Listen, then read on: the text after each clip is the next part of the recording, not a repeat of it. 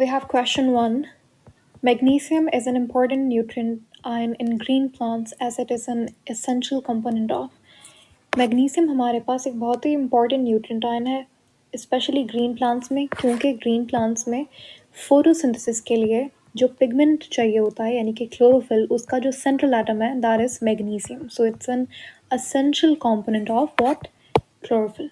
अगर आप क्लोरोफिल के स्ट्रक्चर की बात करें तो क्लोरोफिल में हेड यानी कि जो हाइड्रोफिलिक पार्ट है वो बना हुआ होता है.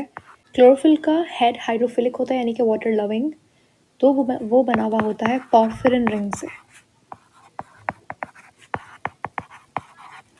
पॉर्फिरिन रिंग में फर्दर 4 पायरोल रिंग्स होती हैं और इन पायरोल रिंग्स के दरमियान में सेंटर में होता है मैग्नीशियम प्रेजेंट. फॉर एग्जांपल यहाँ पे एक पायरोल रिंग है, यहाँ पे एक pyrrole ring, pyrrole ring, pyrrole ring. और पायरोल रिंग का कौन सा एटम मैग्नीशियम से अटैच्ड होता है? तो वो है नाइट्रोजन, यानी कि नाइट्रोजन मैग्नीशियम के साथ डायरेक्टली अटैच्ड होगा. रिंग का, या ऐसे पूछ सकता है कि रिंग का कौन सा पार्ट मैग्नीशियम से अटैच्ड होता है? That's nitrogen. तो ये था हेड का स्ट्रक्चर.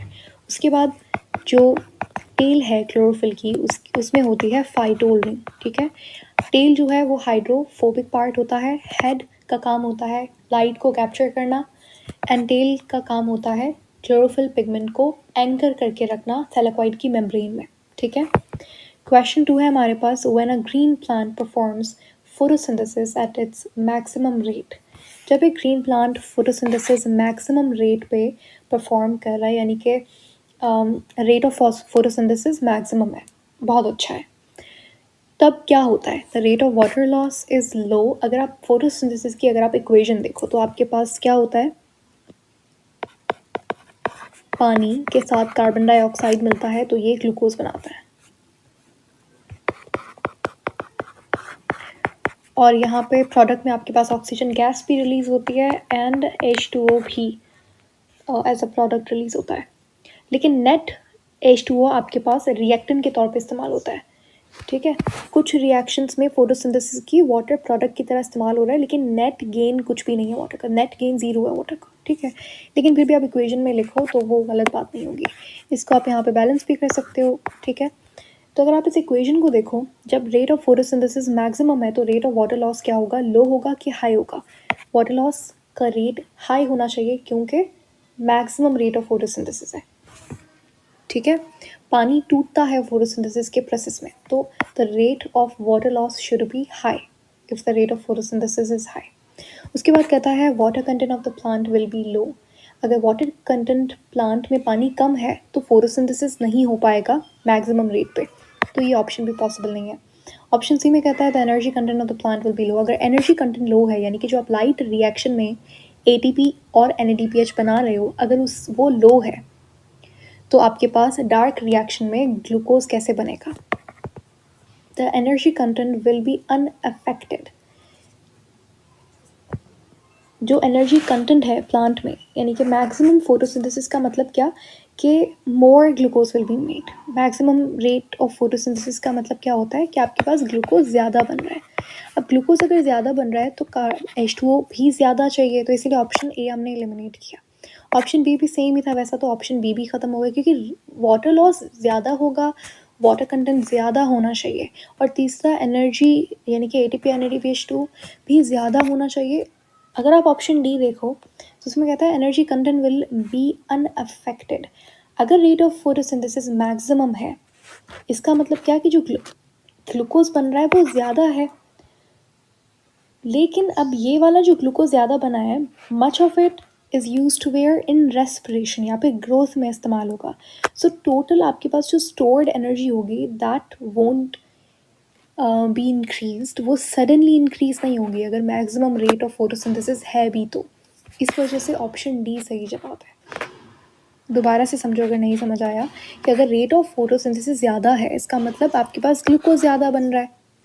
अब ये ग्लूकोज इवेंचुअली क्या करता है? सेल में टूटता है माइटोकॉन्ड्रिया में और एनर्जी रिलीज होती है.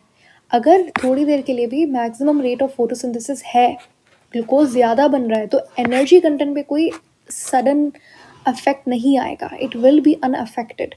ठीक है, इस वजह से बाकी ऑप्शंस के कंपैरिजन में D is the most reliable option here. ठीक है, फिर है क्वेश्चन 3 आपके पास, during the dark reactions of photosynthesis the main process which occurs is, कि आपके पास डार्क रिएक्शन के दौरान क्या चीज़ होती है। Release of oxygen light reaction में होता है, जब ल्यूमेन ऑफ थैलेक्वाइड में फोटोलिसिस ऑफ वाटर होता है। फोटोलिसिस का मतलब क्या, फोटो यानी कि लाइट, लिसिस टूटना, तो वाटर ब्रेक डाउन होता है और यहाँ पे प्रोटॉन बनता है, 2 इलेक्ट्रॉन बनता है और ऑक्सीजन बनता है। तो रिलीज ऑफ ऑक्सीजन कब होता है, लाइट रिएक्शन में, ड्यूरिंग फोटोलिसिस ऑफ वाटर, यानी कि पानी जब टूटता है तो ऑक्सीजन रिलीज होता है। कहाँ पे, lumen of thylakoid. Option B में कहता है एनर्जी एब्सॉर्प्शन बाय क्लोरोफिल, ये भी लाइट रिएक्शन में होता है कि क्लोरोफिल आपके पास एनर्जी को कैप्चर करता है और फिर उस एनर्जी को कन्वर्ट करता है केमिकल एनर्जी में, यानी कि एटीपी और NADPH। ठीक है, addition of hydrogen to carbon dioxide, हाँ ये जो चीज, अब ऑप्शन डी भी साथ में ही देख लेते हैं। लाइट, ऑप्शन डी में कह रहा है एटीपी फॉर्मेशन, एटीपी फॉर्मेशन कहाँ पे होती है, लाइट रिएक्शन में होती है, और ये जो एटीपी बना है ये जाता है डार्क रिएक्शन में और वहाँ पे यूटिलाइज होता है, ग्लूकोज बनता है। तो ऑप्शन सी जो है वो डार्क रिएक्शन में हो रहा है, क्योंकि कार्बन डाइऑक्साइड के साथ हाइड्रोजन डार्क रिएक्शन में अटैच होती है, जहाँ पे कैल्विन, जिसको आप कैल्विन साइकिल कहते हो, कि कार्बन डाइऑक्साइड फिक्स होती है बाय RUBP और आपके पास बनता है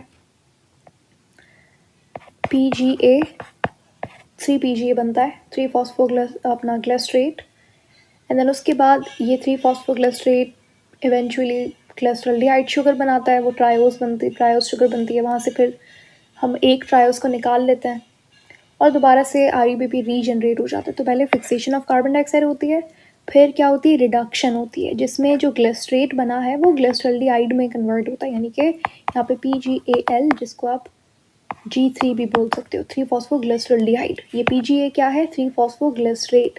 तो ये हुई कार्बन फिक्सेशन, ये हुई रिडक्शन, और यहाँ पे आपके पास ये दोबारा से क्या होती है, रीजनरेशन होती है, जिसमें आपको RUBP मिल जाता है इवेंट एंड में साइकिल की।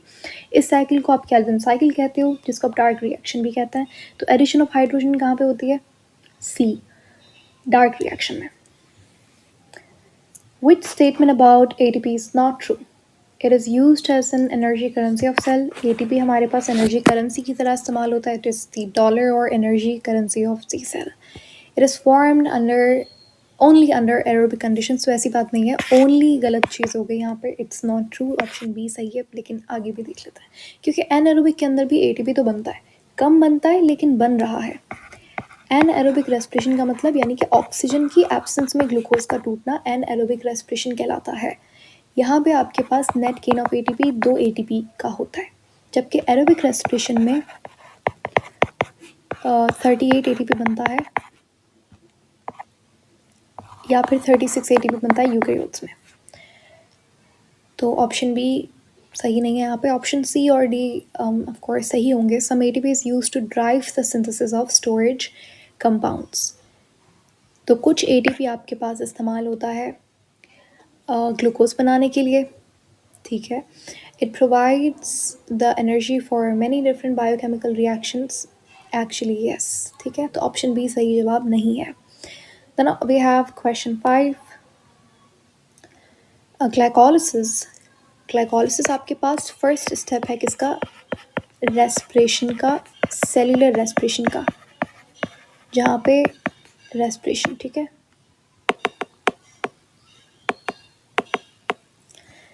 जहाँ पे ग्लूकोज का एक मॉलिक्यूल टूटता है और 2 पायरुवेट बनाता है.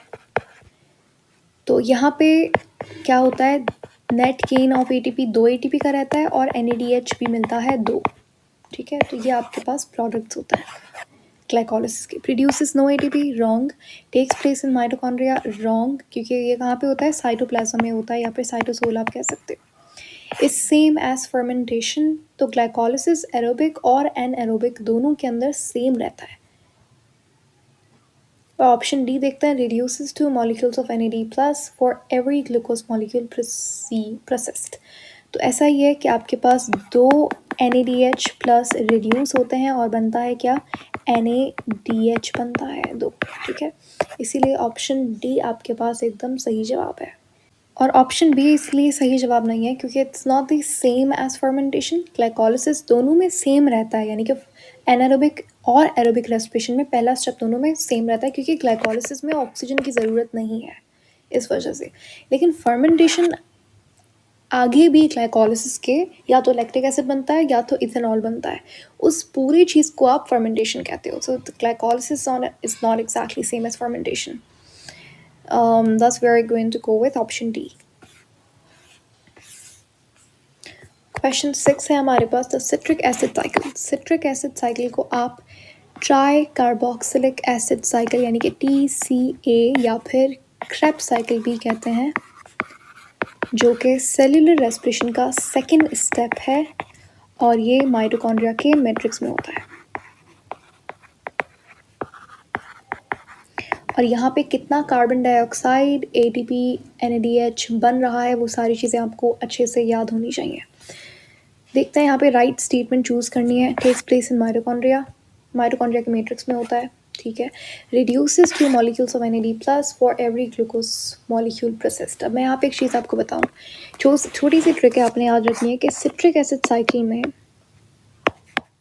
क्या होता है। सिट्रिक एसिड कहाँ लिखे हैं इसको,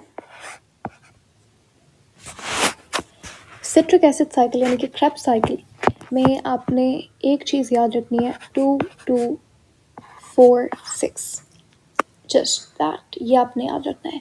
ये एक ग्लूकोज का मैं बता रही हूँ, ठीक है, कि एक ग्लूकोज जब डायरेक्टली तो क्रेब्स साइकिल में नहीं जाता, पहले ग्लाइकोलिसिस होता है, यानी कि 2 पायरुवेट बनता है और ये 2 पायरुवेट कन्वर्ट होता है 2 एसिटाइल को ए में। जब ये 2 एसिटाइल को ए जाते हैं किस में, क्रेब्स साइकिल में, तो मतलब इनडायरेक्टली क्या हो रहा है, एक ग्लूकोज का मैं बता रही हूँ, कभी कभी वो आपको आधा भी पूछ लेता है, यानी कि एक पायरुवेट गया तो क्या, एक एसिटाइल को ए गया, तो आप इसका हाफ कर दोगे, यानी कि 1 1 2 3, ठीक है, कोई मुश्किल बात नहीं है। तो अब ये 2 2 4 6 है क्या, सिंपल 2 का टेबल है। इसका मतलब क्या है, 2 जो क्रेब्स साइकिल है आपकी, उसमें 2 ATP बनते हैं, 2 NADH बनते हैं, 4 कार्बन डाइऑक्साइड यहाँ पे बन रहा है, और 6 आपके पास, छोटी सी हमने गलती की है यहाँ पे, 2 FADH बनता है और 6 NADH बनता है, ठीक है। तो ये आपने याद रखना है, 2 2 4 6 यानी कि 2 ATP, 2 FADH, 4 carbon dioxide, 6 NADH, ये होता है प्रोडक्ट किसका, क्रेब्स साइकिल का। अब आप आसानी से देख सकते हो options and you can compare and find out the right option. Option B को दोबारा से पढ़ते हैं, reduces 2 molecules of NAD+ for every glucose molecule. So एक ग्लूकोज मॉलिक्यूल के लिए आप 6 NADH यहाँ पे यूज़ कर रहे हो, so इसका मतलब ऑप्शन बी तो सही नहीं है।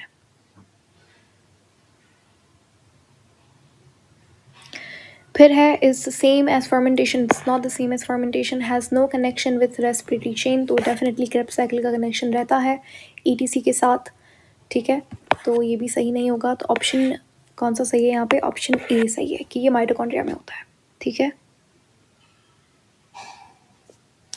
Then we have question 7, which statement about the chemiosmotic mechanism is not true। chemiosmotic mechanism यानी कि कीमियोस्मोसिस की बात की गई है, जब आप प्रोटॉन ग्रेडियंट, 2 मेम्ब्रेन्स हैं, ठीक है, जब आप एक मेम्ब्रेन के अक्रॉस प्रोटॉन ग्रेडियंट बनाते हो, एक मेम्ब्रेन के उस पार हायर कंसनट्रेशन है किसी भी चीज़ की, जैसे अगर आप प्रोटॉन का एग्जांपल लेते हो, यहाँ पे बहुत सारा हाइड्रोजन आयन आपने स्टोर करके रखा है, ठीक है, यहाँ पे हाइड्रोजन आयन कम है, इसका मतलब यहाँ पे लो कंसनट्रेशन है, यहाँ पे हाई कंसनट्रेशन है, तो इसी को आप प्रोटॉन ग्रेडियंट आप बोलोगे इसको, ठीक है। कंसनट्रेशन ग्रेडियंट एक जनरल टर्म है, किसकी कंसनट्रेशन, तो मैंने यहाँ पे प्रोटॉन यानी कि H पॉजिटिव के लिए, तो मैंने इसको प्रोटॉन ग्रेडियंट बोल दिया यहाँ पे। जब ये हाइड्रोजन आयंस यहाँ पे एक प्रोटीन जिसको आप ATP सिंथेस कहते हो, इसके थ्रू यहाँ से गुजरेंगे तो एनर्जी रिलीज़ होगी, और उससे एनर्जी से ATP सिंथेस क्या करेगा, ADP की फॉस्फोरिलेशन करेगा और यहाँ पे बन जाएगा ATP। That's how ATP is formed, both in light reaction of photosynthesis and electron transport chain, ठीक है। अब इसी को आप कीमियोस्मोसिस कहते हो कि जब आप कंसंट्रेशन ग्रेडियंट को यूज़ करके आप एटीपी बनाते हो, दैट्स कॉल्ड कीमियोस्मोसिस। इसके बारे में कौन सी statement is not true? So protons return through the membrane by the way of channel protein, तो एटीपी सिंथेसिस एक चैनल प्रोटीन ही है, which is right. Protons are pumped across the membrane, right? Proton pumping is associated with respiratory chain. Electron transport chain में बिल्कुल ऐसा ही होता है. The membrane in question is the inner mitochondrial membrane. तो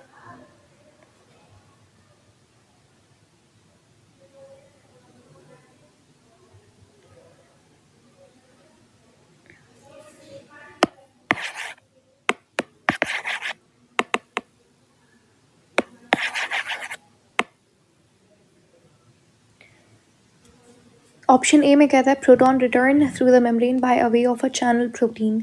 तो protons जो है वो एटीपी सिंथेस के थ्रू जाते हैं और मेम्ब्रेन को क्रॉस करते हैं और इस तरीके से एटीपी बनता है। तो यहाँ पे कोई चैनल प्रोटीन का इस्तेमाल नहीं हुआ, एटीपी सिंथेस आपने यूज़ किया है, which is not a channel protein, ठीक है। तो ऑप्शन ए यहाँ पे गलत हो गया, इसका मतलब यही सही जवाब है। Protons are pumped across a membrane, true. Proton pumping is associated with the respiratory chain, तो प्रोटॉन पंपिंग के थ्रू ही आपके पास क्या होता है, ईटीसी यानी कि रेस्पिरेटरी चेन में एटीपी बनता है। Membrane in question is the inner mitochondrial membrane, तो आपके पास कीमियोस्मोसिस रेस्पिरेशन में कहाँ होता है, क्रिस्टा यानी कि इनर माइटोकॉन्ड्रियल मेम्ब्रेन में होता है, ठीक है। Then we have question 8. Which statement about oxidative phosphorylation is not true? Oxidative phosphorylation इसी चीज़ को कहते हैं, ये जो अभी हमने कीमियोस्मोसिस ऊपर पढ़ा है इसको, कि जब NADH और FADH आते हैं इनर माइटोकॉन्ड्रियल मेम्ब्रेन में और अपना हाई एनर्जी इलेक्ट्रॉन डोनेट करते हैं, ठीक है। इस इलेक्ट्रॉन की एनर्जी को यूज़ करके बहुत सारा हाइड्रोजन हम माइटोकॉन्ड्रियल मैट्रिक्स से पंप करते हैं, कहाँ पे, इंटर मेम्ब्रेन स्पेस में, ठीक है। इसी को अब ये हाइड्रोजन से आप क्या करेंगे, यानी कि आपने NADH और FADH की ऑक्सीडेशन की, उससे आप ATP बना रहे हो। ये हाइड्रोजन जब यहाँ से पंप होगा दोबारा से मैट्रिक्स में आएगा ATP सिंथेस के थ्रू, तो ATP बनेगा। फॉस्फोरिलेशन का मतलब क्या, फॉर्मेशन ऑफ ATP। कैसे बन रहा है ATP? By the oxidation of NADH and FADH, so that's called as oxidative phosphorylation. तो electron transport chain, respiratory chain या ऑक्सीडेटिव फॉस्फोरिलेशन एक ही बात है। So its function can be served equally well by fermentation. तो fermentation में तो कोई ऐसा ऑक्सीडेटिव फॉस्फोरिलेशन नहीं होता, कोई इलेक्ट्रॉन ट्रांसपोर्ट चेन नहीं होती। इन यूकैरियोट्स ये माइटोकॉन्ड्रिया में होता है। It is brought about by the chemiosmotic mechanism, right? It is the formation of ATP during operation of the respiratory chain. Option A यहाँ पे गलत जवाब है। Before pyruvate enters the citric acid cycle, ये जो citric acid cycle की हमने ऊपर बात की थी, यानी कि Krebs cycle की, यहाँ पे जब ग्लूकोज टूटता है पायरुवेट में, तब ये पायरुवेट डायरेक्टली एंटर नहीं होता Krebs साइकिल में, बल्कि कन्वर्ट होता है किसमें, एसिटाइल को ए में। तो वो कहता है कि before pyruvate enters the citric acid cycle, तो उससे पहले पायरुवेट की कन्वर्जन होती है एसिटाइल को ए में। अच्छा, before reading the question further मैं यहाँ पे एक चीज़ मेंशन कर दूँ कि पायरुवेट जब कन्वर्ट होता है एसिटाइल को ए में, तो दो पायरुवेट दो एसिटाइल को ए में कन्वर्ट हो रहे हैं। पायरुवेट जो है वो 3 कार्बन का कंपाउंड है, इसका फॉर्मूला रहता है C3H4O3, ठीक है। और यहाँ पे डीकार्बोक्सिलेशन होती है, यानी कि कार्बन डाइऑक्साइड रिमूव होता है, एक कार्बन चला गया, एक पायरुवेट से एक कार्बन गया। तो जो एसिडाइल कोए है ये कितने, ये 2 कार्बन का कंपाउंड है, ठीक है। 2 एसिडाइल कोए हैं, 2 कार्बन के, ठीक है। तो इसकी होती है क्या, डीकार्बोक्सिलेशन, इसलिए उसने बोला है इट इज़ डीकार्बोक्सिलेटेड और ऑक्सीडाइज्ड। जो पायरुवेट है इसकी डीकार्बोक्सिलेशन होती है, यानी कि ये कार्बन डाइऑक्साइड निकलता है, एक पायरुवेट से एक कार्बन डाइऑक्साइड निकलता है, और इसकी ऑक्सीडेशन होती है, और इसके साथ कोएंजाइम एक ग्रुप अटैच होता है जो बनाता है एसिटाइल को ए कंपाउंड, जो कि 2 कार्बन का कंपाउंड है। यहाँ पे आपके पास एक और चीज़ भी होती है, यहाँ पे 2 NADH। अब आपने क्या किया है, आपने पायरुवेट की ऑक्सीडेशन की है, तो यहाँ पे 2 NAD+ बनाते हैं, रिड्यूस होते हैं और क्या बनाते हैं, NADH बनाते हैं। मैंने आपको ऑक्सीडेशन रिडक्शन वाले एक टॉपिक में पढ़ाया था कहीं पे कि कोई चीज़ अगर रिडॉक्स रिएक्शन इसी को कहते हैं, कोई चीज़ अगर रिड्यूस हो रही है तो दूसरी चीज़ वहाँ पे ऑक्सीडाइज ज़रूर होगी। पायरुवेट की क्या हो रही है, ऑक्सीडेशन हो रही है, ठीक है। तो NAD+ की रिडक्शन होती है और 2 NADH बनता है। आपको याद क्या करना है कि 2 पायरुवेट कन्वर्ट होता है 2 एसिटाइल कोए में और ये जाता है अपना क्रेब्स साइकिल में। यहाँ पे 2 चीज़ें होती हैं, 2 कार्बन डाइऑक्साइड रिलीज़ होते हैं, ठीक है। ये मैंने एक इसलिए लिखा है क्योंकि एक पायरुवेट से एक निकलेगा तो 2 कार्बन डाइऑक्साइड रिलीज़ होता है यहाँ पे, दूसरा 2 NADH बनता है, दैट्स इट। सो वो कहता है कि कार्बन डाइऑक्साइड का मॉलिक्यूल बन रहा है और एक मॉलिक्यूल आपके पास बन रहा है किसका, NADH का। इसने एक पायरुवेट की बात की है तो इसलिए एक NADH बनेगा। वैसे इन एक्चुअल क्या होता है, 2 पायरुवेट होता है तो 2 कार्बन डाइऑक्साइड, 2 NADH और 2 एसिटाइल कोए, ये सारी चीज़ें होती हैं, ठीक है। एक ग्लूकोज से 2 पायरुवेट बनता है और 2 पायरुवेट से 2 एसिटाइल कोए बनता है। बिकॉज इसने एक पायरुवेट की बात की है तो यहाँ पे हम एक एक वाली बात करेंगे, ठीक है। And then we have last question which is what, in the first step of citric acid cycle, से दोबारा से सिट्रिक एसिड साइकिल यानी कि क्रेब्स साइकिल की बात की गई है।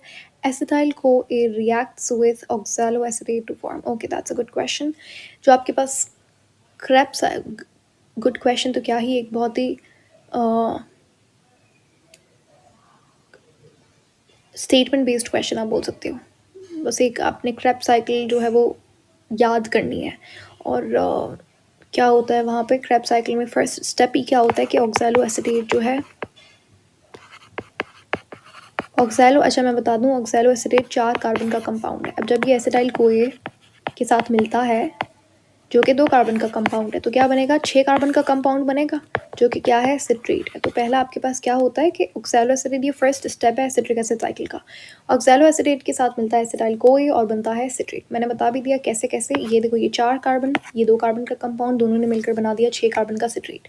Option B is the right option. अब सिट्रेट जो है यहाँ पे कन्वर्ट होता है किस में, सिट्रेट कन्वर्ट होता है आइसोसिट्रेट में, फिर अल्फा कीटोग्लूकारेट, सिसिनिल कोए, सिसिनेट, फ्यूमरेट, मेलेट, ऑक्सैलोएसिटेट, ये सारे स्टेप हैं आपके पास। और बहुत सारी और चीज़ें भी होती हैं, कहीं पे डी कार्बोक्सिलेशन हो रही है। डी कार्बोक्सिलेशन का मतलब क्या, D removal, carboxylation carbon dioxide का रिमूव होना डी कार्बोक्सिलेशन होती है। So that is it, we are done with the questions. Thank you so much for watching and I'll see you super soon in the next video. Thank you.